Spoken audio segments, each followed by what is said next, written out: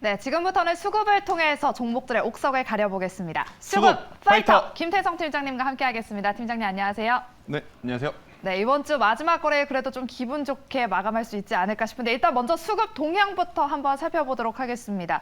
현재 코스피, 코스닥 양대 시장에서 모두 개인만이 지금 팔고 있고 외국인과 기관이 들어왔습니다. 아무래도 개인들은 이렇게 시장 반등 나왔을 때 좀 피하자, 현금화하자 이런 전략일까요? 뭐 그런 것도 없지 않아 있을 수 있을 것 같고요. 아무래도 이제 손절 물량이라든지 혹은 또 포트폴리오를 조정하려는 물량도 지금 나오고 있는 조금은 안타까운 수급 현황이 아닐까라는 생각이 들어요. 그래요? 왜냐하면 그동안에 지수가 내릴 때는 반대였습니다. 맞아요. 개인은 매수를 했고 기관과 외국인은 파란색 글씨가 좀 보였고. 근데 하필이면 오늘처럼 이렇게 올라간 날은 개인이 좀 수익을 크게 봤으면 좋겠는데 반대로 또 개인은 매도를 하시고 외국인과 기관은 지금 매수를 하는 그러한 현상들이 나타나는데 제가 오늘 이거 하나는 좀 말씀드리고 싶어요. 똑같은 금액을 사더라도 왜 개인이 사면 시장은 안 올라가고 기관과 외국인이 사면 올라갈까요? 혹은 반대로 개인이 팔면 기관과 외국인은 사고 또 왜 개인이 팔면 시장은 올라갈까요? 이렇게 좀 궁금해하시는 분들이 많을 것 같은데 일단 제가 뭐 많은 이유가 있겠지만 그래도 대표적으로 하나를 말씀드려보면 힘의 집중도에서 좀 차이가 난다. 힘의 집중도요? 네, 장이 시작하면 굉장히 많은 투자자분들, 지금 방송을 보신 시청자분들도 그렇고 저도 그렇고 앵커님도 그렇고 개인 투자자들은 각자 원하는, 각자 생각하는 종목에 다 흩어집니다. 그렇죠. 그런데 기관과 외국인은 장이 시작함과 동시에 소수 몇 종목 혹은 시총상위 몇 종목 혹은 실종주 몇 종목에 집중을 해요. 힘을 집중을 하다 보니까 아무래도 개인 투자자들이 살 때보다 기관과 외국인 투자자들이 시장에 들어오게 되면 지수가 좀 살고 종목들이 또 강하게 움직이는 그러한 현상들이 나타난다라는 이야기를 한번 드려보도록 하겠습니다. 네, 우리 김태성 팀장님께서 힘의 집중도라고 말씀을 해주셨는데 그렇다면 외국인과 기관은 어떤 종목들을 지금 대거 사들이고 있을까 한번 지켜봤더니 역시나 삼성전자를 대량으로 순매수하고 있고요. 어제 이어서 오늘도 페노션 그리고 우리금융지주, 뭐 기업은행 그리고 SK하이닉스 같이 이런 좀 대형주 그리고 또 그렇죠. 펀더멘털이 탄탄한 위주의 맞죠. 종목들로 수급이 들어오고 있습니다. 이렇게 팀장님과 함께 간략하게 수급 동향 한번 살펴봤고요. 그럼 본격적으로 수급을 통해서 종목들의 옥석을 한번 가려보도록 하겠습니다. 첫 번째 라운드 파이트! 네, 먼저 LG화학과 SK바이오사이언스가 만났습니다. 이 두 종목의 공통점, 뭐 같은 sek터도 아닌데 왜 꼽아오셨어요? 라고 제가 사실 여기 네. 들어오기 전에 여쭤봤더니 지금 좀 잊혀진 종목군이 아닐까라고 말씀해 주셨거든요. 그렇죠. LG와 SK바이오사이언스 여러분들이 아마 모르시는 분도 없을 거예요. 그쵸. 주식을 조금 하셨던 분들이라면. 왜냐하면 한때 정말 시장에 대장주의 역할을 했었던 두 종목인데 지난 4분기 그리고 올해 1분기를 거쳐오면서 지수가 밀리면서 해당 종목들의 이 주가의 조정도 좀 나온 상황. 그러다 보니까 시장에서 소외를 받을 수밖에 없었던 종목군들인데 이제 다시금 실적이라는 혹은 성장 동력이라는 모멘텀을 붙여주면서 올라오고 있는 상황이에요. LG화학도 그렇고 SK바이오사이언스도 그렇고 그래서 이 두 기업에 대해서 한때 잘 갔던 기업이니까 지금 매수를 해도 괜찮을까에 대한 고민 분명히 하실 것 같거든요. 네. 아니면 잘 나갔던 기업이니만큼 이미 가지고 계신 분들도 많을 거예요. 그래서 이 종목을 계속 가져가는 게 맞을 것인가 아니면 덜어야 되는 게 맞을 것인가 아니면 추가 매수를 해도 괜찮을 것인가 고민 좀 많으실 것 같아서요. LG화, SK바이오사이언스 한번 체크해 보도록 하겠습니다. 네, 과연 LG화학과 SK바사 중 승자는 누가 될지 승자 바로 공개해 주실게요. 네, LG화학의 손을 들어주셨습니다. 네, 일단 뭐 SK바이오사이언스도 굉장히 좋습니다. 네. 그렇지만 지금 현재 기준으로 미래의 성장 동력 모멘텀을 좀 체크를 해본다면 LG화학이 조금 더 우세하다라고 좀 평가를 드릴 수 있을 것 같아요. LG화학은 지금 손대는 사업부마다 굉장히 좋은 성과를 낼 준비들을 지금 하고 있습니다. 뭐 반도체 쪽이라든지 뭐 잠시 후에 말씀드리겠지만 제약바이오 쪽이라든지 혹은 폐배터리 쪽이라든지 이러한 쪽으로 지금 계속해서 좋은 성장세를 나타내고 있는 상황. 물론 LG엔솔이 이제 떨어져 나가면서 그에 따른 실망감이 조금 나타났었던 시기가 있었지만 LG엔솔이 나간다 하더라도 기존에 끌고 왔었던 화학사업부에서의 정말 좋은 성과 그리고 방금 말씀드렸던 다양한 사업부에서 괄목할 만한 지금 성과를 내고 있다는 것. 성과는 바로 실적으로 증명이 되죠. 실적이 잘 나올 가능성이 높다라는 거죠. 거기에 이 폐배터리 산업 지금 앞으로 이제 많은 기업들이 전폭적으로 관심을 가질 필요가 있을 것 같아요. 전기차 산업이 엄청나게 지금 커져 나갈수록 많이 만들어지는 게 바로 전기차 배터리인데 전기차용 배터리로 이제 사용하지 못하는 것들을 바로 폐기할 수가 없죠.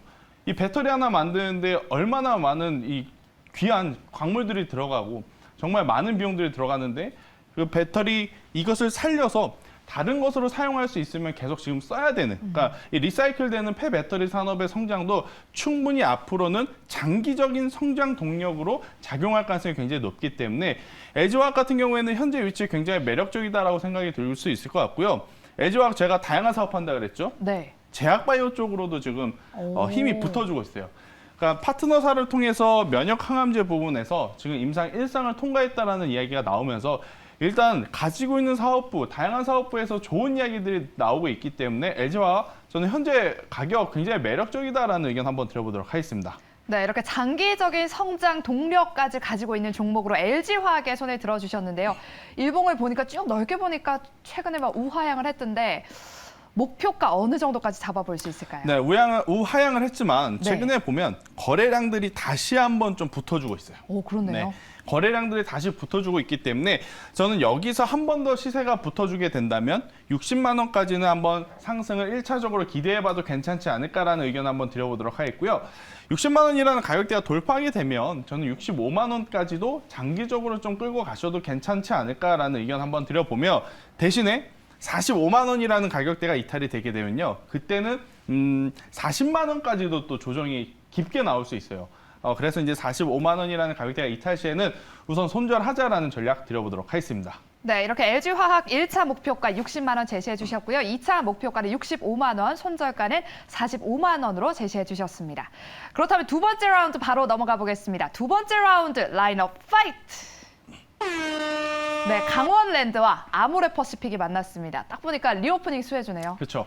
그러니까 리오프닝 관련주들도 종목 잘 골라야 돼요. 아, 네, 그렇죠. 어제 아무래도 이 LG생활건강 또 가지고 계신 분들은 맞아요. 굉장히 또 속상할 수밖에 없는. 그러니까 이제 모든 섹터들, 뭐 리오프닝뿐만 아니고요. 지금 현재 시장에서는요. 그 섹터가 간다 그래서 예전처럼 그 섹터에 포함한 모든 종목이 간다라기보다는 그 안에서 실적주 위주 혹은 선반영되지 않는 종목, 대신에 앞으로 좀 회복할 수 있는, 앞으로 혹은 성장할 수 있는 종목군들에 저는 더 포커스를 맞춰야 된다는 생각이 드는데 리오프닝 얼마나 많은 종목들이 있습니까? 맞아요. 이 두 종목을 제외하고도 항공주도 있을 수 있고요, 면세점주도 있을 수 있을 것 같고요. 굉장히 또 많은 기업들이 있는데 저는 그래도 현재 위치에서 보면 가장 중요하게 봐야 되는 것은 매수할 수 있는 위치인 것인가. 네, 부담스럽지 않게 매수할 수 있는 위치인 것인가에 대한 고민을 좀 많이 해서 강원랜드, 아모레퍼시픽을 한번 비교해 보도록 하겠습니다. 네, 과연 내면의 즐거움이냐 아니면 외적인 아름다움이냐 이 두 종목 중에서 지금 현재가가 조금 더 매력적인 종목을 골라오셨다라고 힌트를 주셨습니다. 그렇다면 어떤 종목일지 바로 공개해 주실까요? 네, 강원랜드입니다. 네. 역시나 좀 아모레퍼시픽은 중국 악재가 그렇죠. 조금 남아있기 때문에 물론 중국 악재도 시간이 지남에 따라서 아모레퍼시픽이라든지 LG생활건강의 주가가 회복하는 혹은 다시 상승하는 모멘텀으로 작용할 수 있지만 네. 현재로서는 당연히 이제 부정적으로 작용될 수밖에 없고 그에 비해 강원랜드 같은 경우에는 충분히 지금보다 더 좋은 성과들을 낼 수 있는 포인트들이 많지 않나라는 생각이 듭니다. 가장 첫 번째, 리오프닝 관련수에 이거는 더 이상 말씀 안 드리겠습니다. 아마 저뿐만 아니고요. 여러분들이 지난 거의 6개월 동안 리오프닝 관련 수의 이 단어는 엄청, 이 문구는 많이 들어보셨을 거예요. 이건 제외하고 외국인 인바운드가 당연히 이제 점차적으로 회복이 되겠죠. 사회적 거리두기가 제한이 되고 여행에 대해서 조금 더 자유로움이 나오게 된다면 당연히 올해 상반기보다 하반기에 외국인 관광객들이 많이 늘어날 수 있고 또 외국인 관광객들이 많이 늘어나게 되면 강원랜드를 이용하는 고객의 수가 늘어날 수밖에 없다라는 겁니다. 그래서 이제 지금보다 더 좋은 이 실적에 대한 기대감 가져갈 수 있을 것 같고요.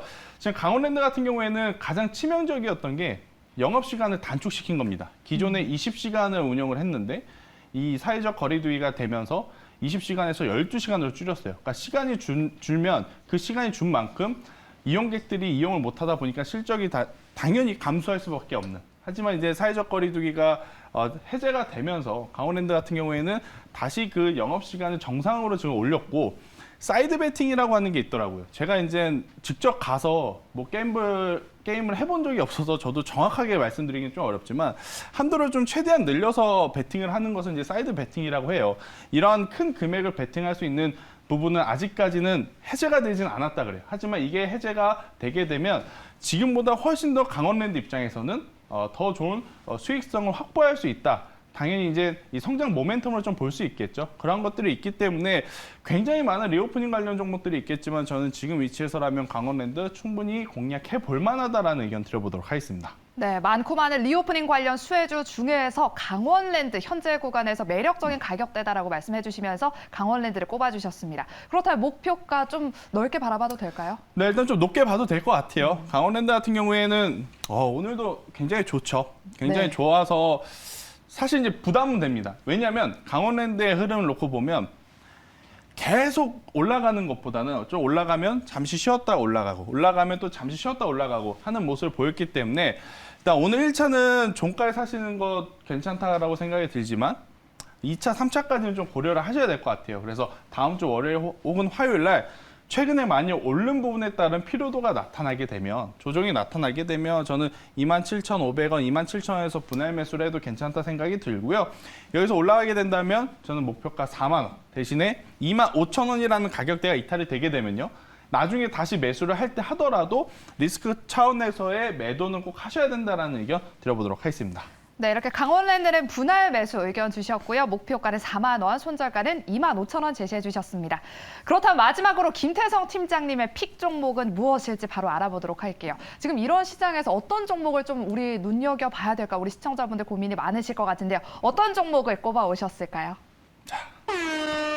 코스모 신소재입니다. 최근에 자동차 섹터 이야기가 그쵸. 많이 나와요. 자, 전기차 그리고 자동차 산업에 대해서는 당연히 또다시 이제 불이 붙어줄 수밖에 없는 이제 미국에서 현대기아가 공장이 이제 증설이 되면서 계속해서 외형 성장이 커져 나가게 되면 그에 따른 관련주들의 성장도 당연히 이루어질 수 있다라는 이야기를 한번 드려보면서 일단 코스모 신소재를 좀 유심 있게 보는 것은요. 일단 코스모 신소재라는 기업이 리튬 광물을요.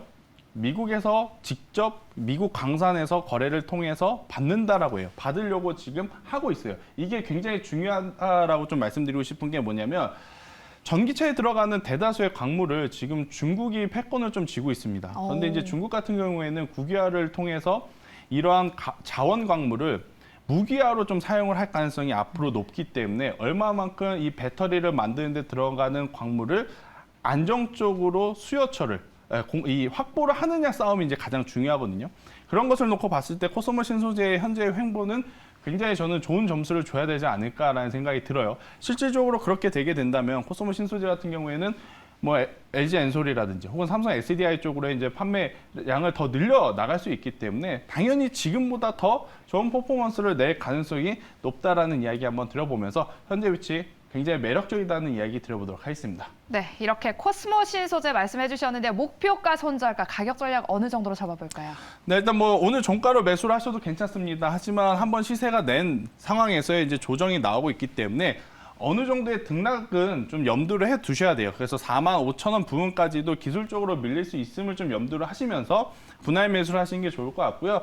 4만 원이라는 가격대가 이탈되지 않는다면 저는 목표가 7만 원을 한번 제시드려 보도록 하겠습니다. 네, 이렇게 코스모 신소재는 분할 매수하는 게 좋겠다라고 의견 주셨으니까요. 꼭 참고해 주시고요. 또 목표가는 7만 원, 손절가는 4만 원으로 가격 전략 제시해 주셨습니다. 이렇게 김태성 팀장님과 함께 수급을 통해서 종목들의 옥석을 가려봤습니다. 오늘 말씀 고맙습니다.